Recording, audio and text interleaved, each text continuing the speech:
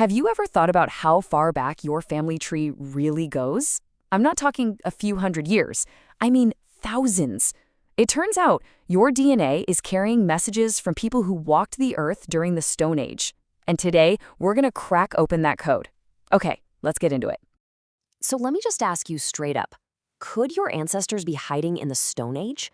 I know, it sounds kind of crazy, right? You'd think that genetic trail would be way too cold by now, but as you're about to see, the answer is a mind-blowing yes. All right, so meet the two main players in our genetic mystery.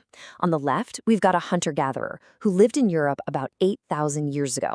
And on the right, an Anglo-Saxon from England who was around much more recently, only 1,300 years ago. I mean, you'd think we'd be more related to the recent guy, wouldn't you? Well, here's where things get weird. Genetic testing shows a clear, measurable link to that 8,000-year-old man, but absolutely zero connection to the Anglo-Saxon who lived thousands of years later.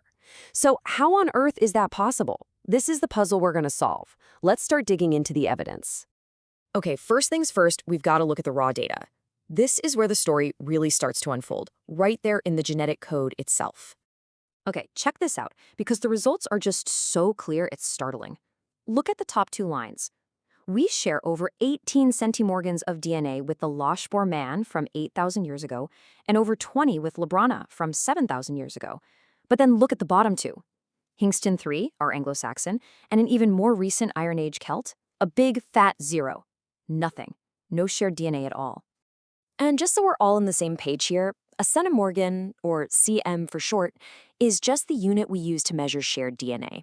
You can think of it like a genetic yardstick. The more centimorgans you share with someone, the stronger and usually more recent that genetic link is. Simple as that. And this right here shows you exactly what I'm talking about. On the left, you're looking at the actual chromosome report for the Lochboer man. See those little blue bars? Each one is a shared segment of DNA. That's a definite match. Now look at the right. For our much more recent Anglo-Saxon, it's completely blank. Not a single shared piece. The plot thickens, right? To make sense of this, we've got to take a step back in time. We need to meet the great ancestral populations of Europe, the ghosts whose epic migrations totally reshaped the continent's DNA. So, the key thing to get is that Europe's population wasn't just one static group. It was built in layers, like a geological formation. First, you had the original hunter-gatherers. Then, a massive wave of farmers came in from the Near East. After them, horse-riding pastoralists thundered in from the eastern steppe. And finally, for our story, the Anglo-Saxons showed up. Each group brought new DNA, new cultures, and stirred the pot. Let's start with that first layer, the Western hunter-gatherers. These are the people of our 8,000-year-old match. They were Europe's original inhabitants after the Ice Age. And get this, genetic analysis shows they had this incredible combination of dark skin and brilliant blue eyes. This group is the deep, ancient root of European DNA. Then came an absolute game changer. About 5,000 years ago, farmers arrived from the area of modern-day Turkey, and they brought agriculture with them. This was a revolution. They didn't completely replace the hunter-gatherers. They mixed with them, creating a massive new genetic layer. In modern Ireland, for example, their DNA still makes up a whopping 40% of the gene pool. The next great wave came charging in from the east. Hardy pastoralists from the Russian and Ukrainian steppes swept into Europe about 4,500 years ago.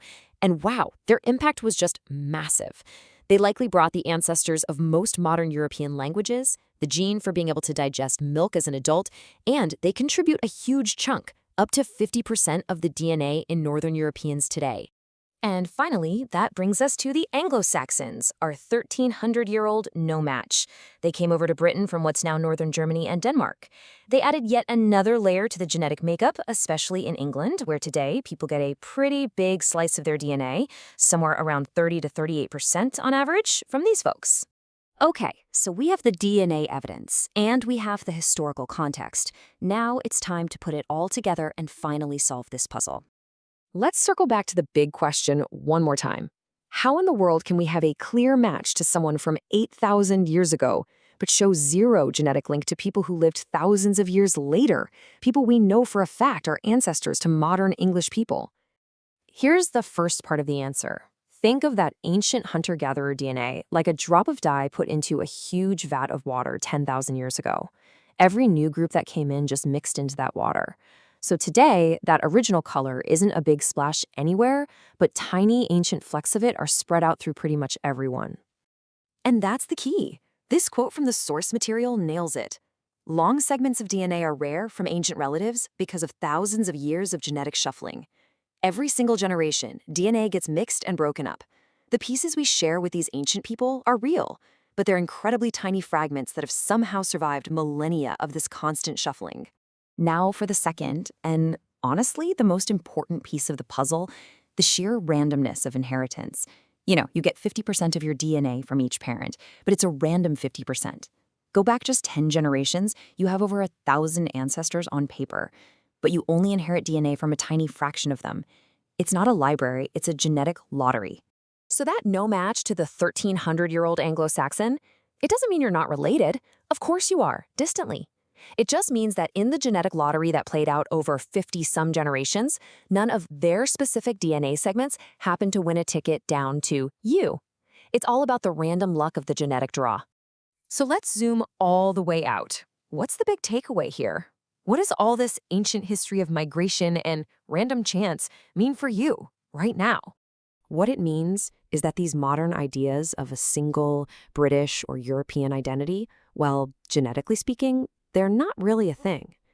Every single person is a living, breathing mosaic, a unique patchwork quilt made from these different ancient peoples who were migrating across continents long before modern borders ever existed.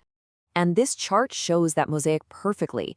If you could look at the genetic recipe for a typical person with English ancestry, it looks something like this. About 38% from those recent Anglo-Saxons, 32% from the Bronze Age steppe riders, 20% from those very first farmers, and yep, about 10% from those original, deep-rooted Western hunter-gatherers, the very people we matched from 8,000 years ago. It's all in there. You see, human history isn't just something you read about in dusty books. It's written in our cells. It's a living story of constant movement, mixing, and change. Which really just leaves one final, incredible question to think about. What stories do your own cells tell?